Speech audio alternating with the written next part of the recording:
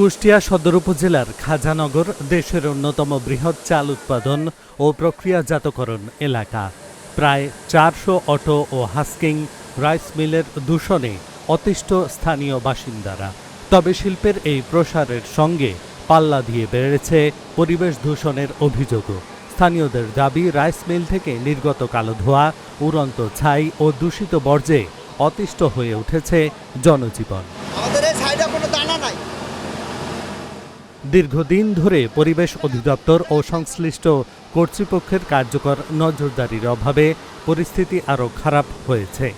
দূষণের প্রভাবে শ্বাসকষ্ট, কাশি, চোখ জ্বালাপোড়া ও বিভিন্ন স্বাস্থ্য ঝুঁকিতে পড়ছেন শিশু, বৃদ্ধ সহ সাধারণ মানুষ। এই চোখে ধরেন এই ছাই উড়ে উড়ে আইসে, মানে চোখ এখন না দেখা অবস্থা। ডাক্তারের কাছে গেলাম, ডাক্তার বলছে তোমার ওই ছাই বন্ধ করো, এই ছাইয়ের কারণে এই হচ্ছে। সাউন্ড মানে ঘুমারি যায় না, আমার বাড়ি ভর্তি। এখন একজনে যাই থেকে দেখেন দেখাচ্ছে এইলো কালি আস, ফ্যাক্টরি ফিল্ডে দেখেন দেখাচ্ছে এইলো কালি আস নাকি, কালির জন্য আলকুশি ছাই। ছায়ে এত পরিমাণে আমরা দুর্ভিক্ষ হয়ে গেছি যে আমরা খাইতে যাইও ছাই, বসতে যাইও ছাই, মানে ঘরটা ঝাড় দিয়ে 1 মিনিট রুমে যাইতে পারছি না, আসে দেখছি আবার ছায়ে ভরে গেছে। ছায়ের জন্য আমরা খুবই কষ্টে আছি। এখন ওরা যদি বলে, ওরা বলে যে না আমরা ছাই ছাড়িনি, ছায়ের এই অবস্থা হচ্ছে, আমরা কিছু করিনি। তা আমাদের যেটি ভালো হয় সেটি আপনারা করেন। আমরা চাই না কখনোই আমাদের এই মিলগুলো বন্ধ হোক, এটা আমরা কখনোই আমাদের কাম্য না। কিন্তু ওনারা যে পরিবেশটা নষ্ট করে ওনাদের মিলগুলো চালাচ্ছে, এটা আমরা কখনোই চাই না। জেলা প্রশাসকের নির্দেশে জেলা খাদ্য নিয়ন্ত্রককে সভাপতি এবং পরিবেশ অধিদপ্তরের উপপরিচালককে সদস্য সচিব করে 11 সদস্যের তদন্ত কমিটি গঠন করা হয়েছে। খাজানগরের 5টি রাইস মিল পরিদর্শনকালে উঠে আসে বিভিন্ন অনিয়মের চিত্র।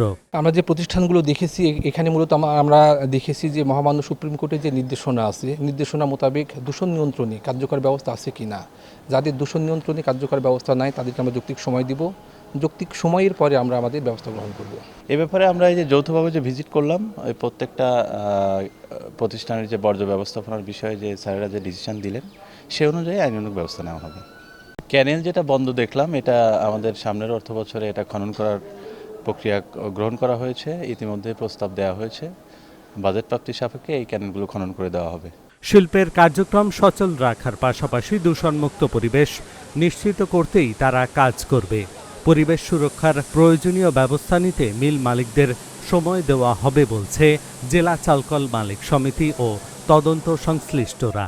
আজকে মোটামুটি প্রায় 5টা মিল পরিদর্শন করা হলো। এখানে যাদের ত্রুটিপূর্ণ জায়গা থেকে আমরা মিল মালিকদেরকে বলা হয়েছে যে পানি নিষ্কাশন ব্যবস্থা এবং ছাই রক্ষার যেই পরিবেশ সেগুলো ঠিক রাখা এবং আনুষঙ্গিক যে পরিবেশগুলোকে যাতে আরও ত্রুটিপূর্ণ হয় সেগুলোকে বাস্তবায়নে আমরা প্রতিটা মিলে যায় আমরা এগুলাকে পরিদর্শন করি।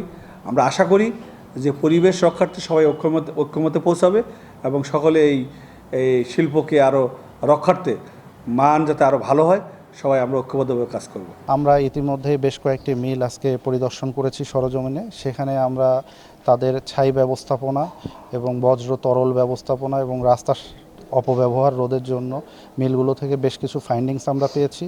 সাথে সাথে মিল মালিককে এটি অবহিত করা হয়েছে মৌখিকভাবে, লিখিতভাবেও জানানোর প্রস্তুতি গ্রহণ করা হয়েছে। আমরা মিলগুলোকে যৌক্তিক সময় দেব, যৌক্তিক সময়ের মধ্যে তাদের এই সংশোধনে আমরা সহযোগিতাও করব। আমরা আশা করি তারা সংশোধন করে ফেলবে এবং সংশোধন যদি না হয় তাহলে সেক্ষেত্রে সরকারি আইন অনুযায়ী সর্বোচ্চ ব্যবস্থা গ্রহণ করা হবে। খাজানগরে শিল্পায়নের সুফল যেমন রয়েছে, তেমনি পরিবেশ ও জনস্বাস্থ্যের ঝুঁকিও এখন বড় উদ্বেগের কারণ। তদন্ত কমিটির সুপারিশ ও পরবর্তী পদক্ষেপ কতটা কার্যকর হয় সেদিকেই তাকিয়ে স্থানীয় বাসিন্দারা। Dhaka journal news desk.